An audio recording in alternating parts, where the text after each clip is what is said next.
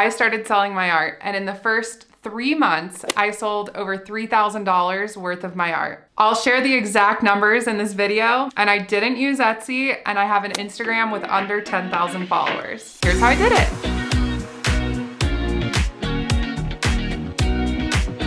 Hi everyone, Brooklyn here from Cedar Sun Ceramics. I'm a potter and multidisciplinary artist with a background in arts marketing. I share art business tips and pottery tutorials. Welcome to my channel. Today we're chatting from my home studio, but before we get started, this channel is all about artists and supporting small businesses, so I want to start off these art business chats by highlighting some of my favorite artists. I wanted to share one of my favorite mugs from an artist called Tony Darling Frank. I've got a golden milk in here from this amazing business based in San Diego that I found at a farmer's market this year, and it is the most delicious thing ever. I've also got some incense burning in the studio today from That Witch Apothecary. Check out these small businesses and artists that I love. All right, y'all. Let's get into it. $3,000 in the first 3 months of selling my art. I took my first pottery class in March of 2022, and March of 2023, I formed an LLC, and Cedar Sun Ceramics was born. After a couple months of pottery, I had these cabinets full of pottery. I was having fun with it, but honestly, I didn't want a house full of pottery. So I decided to figure out how to sell. I'm not gonna sit here and tell you that it was just like launch the website and then orders started pouring in and everything was golden and all of a sudden I was making so much money. That's not at all how it happened. There were months of preparation. The first place I started was YouTube, and I started watching all these YouTubers. I didn't keep it just to art because I was trying to gain little nuggets of information from all of these different places. And this entire time I was working full time. I just want to keep reiterating that, like, it is possible. This was a side hustle for me. As I was driving to work, I'm listening to podcasts. Like, it was just this time where I was like a sponge and I just wanted to learn as much as I could. Even if it's little by little, it might be slower than if you were able to do it full time, but you will still get there. So let's talk about research. There was so much research. I was really curious about forming an LLC or staying a sole proprietor. And if you don't know what those terms mean, I would suggest you Google them. I am not at all, a legal or tax professional, so please take this with a grain of salt. This is all just my learnings. I decided to go with an LLC after looking on my State Department website. If you type in like Colorado State Department, LLC, how to form an LLC, something like that, you'll get resources on how to do it. As I started to research, there were really no downsides to forming an LLC. The State Department had lowered the fee for doing so from $50 to $1. It cost me $1 to form my LLC. I decided to do that because it'll help protect my assets and separate the business from my personal life.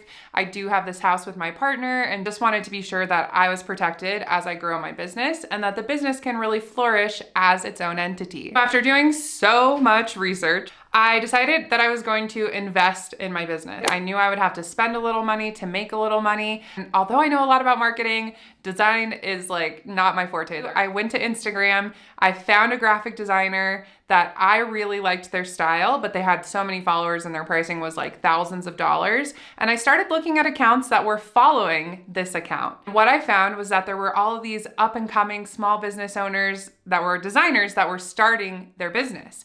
And I was like, hey, I'm starting my business, you're starting your business, like, let's connect and work together. And chances are that because they're just getting started, that the pricing will be a little bit cheaper, but there's still gonna be a really incredible quality. I actually found a graphic designer. Shout out to Abby. I'll put her information in the description. She's based in Australia, but it was such a good match for my business because instead of spending thousands of dollars, I spent a couple $100s and got incredible branding resources. Everything I needed to get started. And basically I told her, I have Canva, but I need some custom graphics and a font and all of these things to kind of pull my brand together so that when I design in Canva, it still turns out to be like really great branding. So she helped me build a little kit to get started with all of the resources that I needed. I also decided to talk to my accountant. Like I said, I'm not a financial professional. That's all I'm gonna say about that. Talk to an accountant, figure out what you need to do to get your ducks in a row for taxes, tracking your expenses, tracking your sales, all of those things. Next up in my preparation was to set my marketing foundation. I decided to go the route of one social media channel. I do not have a lot of time. I had a full-time job at this point. I wanted to actually be able to do the art. And so I didn't want to spend my entire day on TikTok, YouTube, Pinterest, Instagram, all the things. I decided to start on Instagram, and I was like, okay, I'm gonna learn this platform. I'm gonna get really good at this platform, and then we'll add another one. Enter YouTube. Thank you for being here. If people like my work and they want to connect with me as a person, and they want to stay in touch, and I have no way to connect with them, then I'm just gonna lose them and they're gonna fall off of my network. So I wanted to be sure I had those tools in place to do so. Pick your social media, get that going. But here's the thing with social media, if Instagram decided one day, like, we're just gonna shock the world and delete the platform, what happens? Well, I lose contact with 8,000 people who really liked my art, which is not great for my business. So the second thing I decided to set up was an email list. Email is the one channel where no matter what all these social media sites do and who becomes what and who buys who and who disappears and who becomes irrelevant, email is something we found to be a great way to directly contact your customers. I decided to go with Flowdesk. It is on the pricier side. I do have this code right here that'll help get you a discount. I think it's 50% off the first year. I am about a year into using Flowdesk. It is amazing. It is beautiful. It's easy to use. It's easy to segment your audience. It's easy to see everyone's information. I've used it for giveaway forms. I've used it for in-person markets with QR codes. Like, it's a great platform.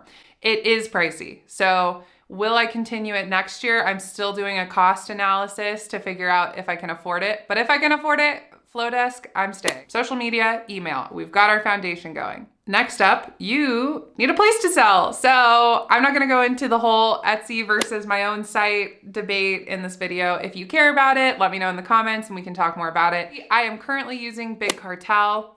I am looking at Squarespace. Anybody who uses Squarespace, reach out, let me know. I would love to hear about your experience. I want to start getting into selling digital downloads, like templates of my hand building pieces so that y'all can recreate them at home. And Big Cartel is not like the best platform for digital downloads, but the site is really amazing for a couple of things. First of all, the templates are super easy to use and it is very art forward. It's a beautiful place to sell your artwork. And it's not that expensive. It's $10 a month. $10 a month, y'all. Plus there's like, they process payments through either PayPal or Stripe. So like those companies have their own fees associated with it.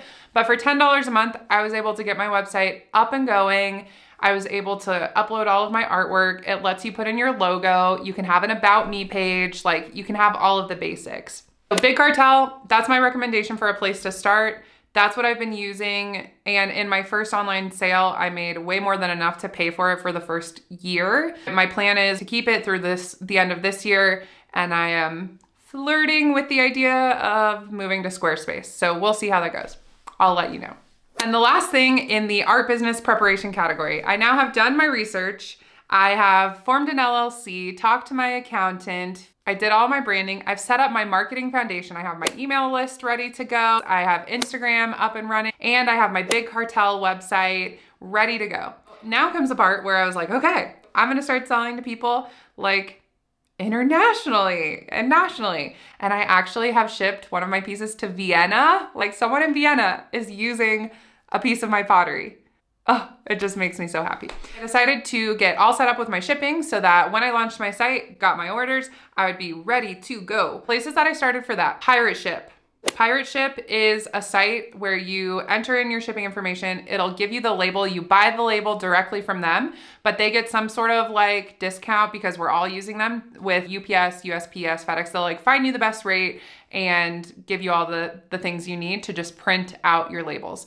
Then I was like, okay, how am I gonna ship everything? Like, what is it gonna go in? Another potter had shared a tip with me that instead of buying packing materials, I should just ask my network to give me their materials instead of putting it in their recycling bin. I sent out the word at work and I started telling friends and family, and I collected a little stockpile of people's old like small and medium sized boxes, bubble wrap, tissue paper, all the things. What I do to make them a little bit more branded and my style is I printed out a select few items from Sticker Mule, decided to include those in my packaging and use them on the outside of my packaging. One second, I have my box here. Small business organization. Woohoo. I have this water activated tape and I designed it in Canva. I put all of the little pieces that I worked on with my graphic designer on this tape and just made it a fun way to be able to tape up my boxes. I also got some vinyl stickers on Sticker Mule. Here's an insider tip about Sticker Mule. Okay, like this is the best hack. If you sign up for their email and text systems, every week at the beginning of the week, you'll get a text from them and they run some sort of promotion, right? So a lot of times it's like stuff I don't really care about, but every now and then they'll have vinyl die cut stickers for like 70% off, and you can get 50 of them for $19. I have a code that'll get you like $10 off your order, so I'll put that here too. I'm signed up for their marketing list, and anytime I see this deal, I just pick up a little pack of stickers, and it's been a great way for me to save some money. And also you can pick it up, and this $10 credit that I have right here will also work for that. So you get like all this money off your stickers, and you can print out some branded stickers. I use those as my like business cards when I'm at markets, and I also use them in my packages. I'll give my customers a little vinyl sticker. And the last thing I got, not from Sticker Mule, but I designed it in Canva and had it printed at my local, I think FedEx maybe, this thank you card. And I designed it so that there's blank space on the back so I can write a handwritten note. So that's my last tip. Get ready to ship. Get all of your supplies, get some branded things to include in your packaging so that you're prepared when all of your orders come in.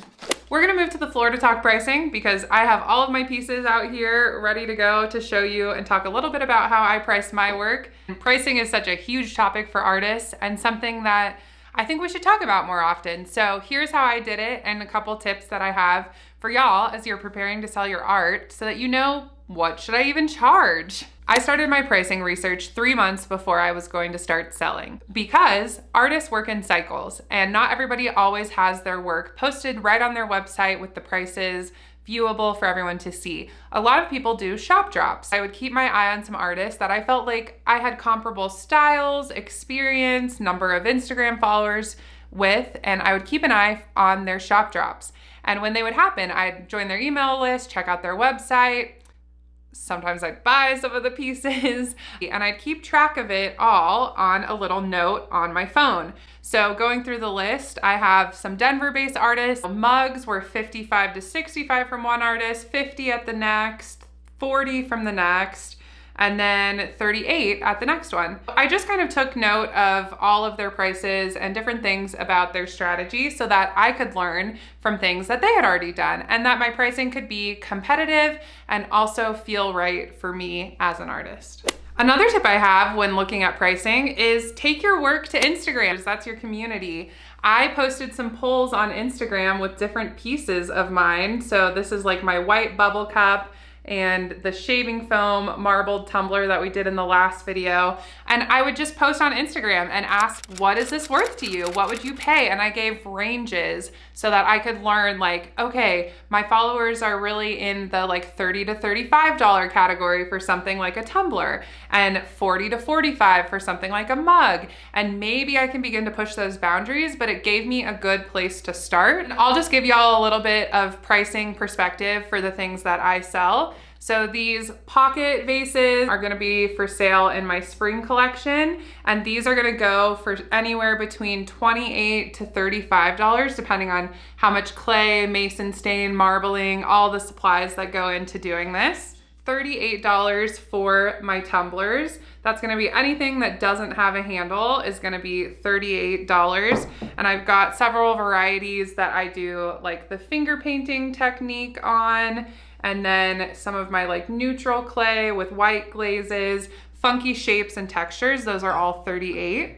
And then I do have little things like marbled plates and dinnerware sets, and that's gonna depend on the plate size, but the smallest plate, like this plate right here, is 18, and then it goes all the way up to like your 10.5 or 11-inch dinner plate. I charge $28 per plate. And then when it comes to things like mugs are gonna be a little bit more expensive because there's a lot of time to add on the handle and pieces like that. So I'm gonna charge anywhere from $40 to $48 for a mug, depending on how much effort and time went into the actual design of it. I hope that gives you a little bit of an idea of how I price my work and the process I took to get there. and can be a good jumping off point for you to start selling your own art. So let's get to the numbers and how I sold over $3,000 of my art and pottery in the first 3 months of my business. Walking through it, I launched my online store on May 12th. Then I had 2 in-person markets in July. I did 1 pre-order sale at the end of July, and then I had 1 more market in August. And here's how I did at all of those events and what worked and what didn't work and how I made my first $3,000 in 3 months. First up is my online shop drops. I launched my Big Cartel website on May 12th. I made $894.59 on my first shop drop through Big Cartel. And again, Big Cartel is only $10 a month. So I definitely made back my first year's worth of the fee to use the site within my first sale. Hi, this is Penny, one of my studio assistants. Say hi. Hi, my love. I love you. Fast forward through June, I was traveling. I wasn't working on this because I wasn't here. Enter July. The first market I did was at a brewery. It was a night market. It rained the whole time. It was a disaster. And you know what? Markets don't always go as you plan them. And that's just part of the grind of having an art business. I sold $63, which was 2 pieces at that market. And we tore it down like an hour early because there was this giant rainstorm coming in. It was a mess. I did get some free beer out of it, so that was good. And I made some connections with other artists. Actually, the 2 people that bought things from me were both other vendors. So thank you for supporting my art. But it was wonderful because I got to practice my setup. My initial plan was to put out all of my pieces, just like fill the table with as much pottery as possible. And I kept getting the feedback. I asked a couple friends who stopped by, like, what do you think of this? And they were like, I like it, but like, it's kind of hard to move my eyes through the table. Like, it just feels like there's so many things. And for the next market where I did way better, like way better, and we'll get to that, I tried a different strategy. Instead of putting everything out on the table, I put a couple things on the table in each color or style, and then I had a bin underneath the table with my back stock. And as things would sell off the table, I would replenish that little category of like blue mugs or bowls or vases, and I would just replenish the things as they sold. At that market, y'all, I sold $1,443 worth of pottery. And that was like my biggest market, like 3 times as much as I'd ever sold, and still to this day have ever sold at a market. I was really connected in a location where my target market goes. My pricing was in an accessible price range. And this method of keeping things off the table, underneath the table, and just replenishing, it gave people like space to actually look at the pieces. I had little signs on the table that said like, touch me, hold me, prices on each piece, to really encourage people to interact with my artwork, because pottery, for me, my style of work, it's functional art. I want you to use it every single day. Market in August, on August 13th, and this one was at an old mansion. It was like really moody, but it was a little sad because I was in a room with like tons of blue light. So all of my pieces looked like totally different colors. It was kind of trippy, but I still did really well. I sold about $498 worth of my pottery. And one of the biggest reasons that I love markets is because you get to connect face to face with your customers and build that relationship and that rapport. I ended up connecting with so many people that I'm currently working on an entire dinner set commission for somebody. So the sales have just continued to come in. One tip I do have about markets that really changed the game for me is have some sort of incentive to get people's emails. Using Flowdesk, I set up a form that was specific to my markets, and then I created a QR code and I had it printed out and on my table. And I was giving away a mug using this QR code. At one market, the one I did so well at in July, I can show you on Flowdesk, I had 81 people scan the QR code at the market and connect with me via email. And that is just incredible, because then those are people who have seen and felt and touched my work in person, and now I can continue to market to them through Flowdesk. It's just a really great tip to continue deepening that connection with your customers and continue growing your business. All right, so pre-orders. I hate even saying the word. It has just not been a good experience. I threw these pieces that I was obsessed with. I was just like, people are gonna love these. I like wanna sell them. And how great would it be to have sold them before I actually make them, so that I know that they're going somewhere. Now, the issue with pre-orders and pottery is that pottery takes a long time to do. So you throw the piece, you decorate the piece, you trim the piece, you know, you fire it once, you glaze it, you fire it another time. Like, and I'm at a community studio. So I'm at the mercy of like the firing schedule of the kilns at this community studio. I was like, okay, so I'm gonna say 4 to 6 weeks, like that'll be great. You know, I can definitely do it in that amount of time. And then life just got in the way. So my full-time job sent me to Europe for 3 weeks. I got sick and then I lost my job. And it was all of these things compiled at once that I did not expect at all. All of my pre-orders kind of got backed up and I am just now shipping the final pre-order. And I had to reach out to all of my customers and I apologized profusely. I threw in an extra piece of pottery for each of them. Luckily, it wasn't like so many that it was really overwhelming, but it felt overwhelming to me because it was a blocker for me being able to create and grow my business and continue being creative because I just felt so terrible that I didn't get these pre-orders out. I made $262.31 from pre-orders. I will never, ever, ever, ever do it again. And if you ever see me post one, just say, Brooklyn, what are you doing? Don't do it. Don't do it. Here's the math of how I made over $3,000 in the first 3 months of selling my art. I had one online shop drop where I made $894.59. I had 2 markets in July, one that didn't do so well where I made $63, and the second that did really well where I made $1,443. I did a pre-order and learned my lesson to never do a pre-order again, but I made $262.31. Finally, I had one more market in August where I sold $498 worth of my pottery. Again, this was all while working full-time with no Etsy shop and under 10,000 followers on Instagram. Thank you for joining me in the studio today to talk art business. If you enjoyed this video and want to learn more about the topics that I mentioned, subscribe to my channel and like this video. I'll be putting out more content like this, along with pottery, decorating techniques, tutorials, hand building, wheel throwing. We've just got so many things to cover. Oh, enter my puppy. This is Penny. Say hi, YouTube. If any of these topics are really exciting to you, please let me know in the comments down below or reach out to me via Instagram at CedarSun_ceramics. I would love to hear from you and love to know what dyeing questions you have as you're starting your art business so that it can help me make content that's relevant for y'all and that you'd be excited to see. Happy making, y'all!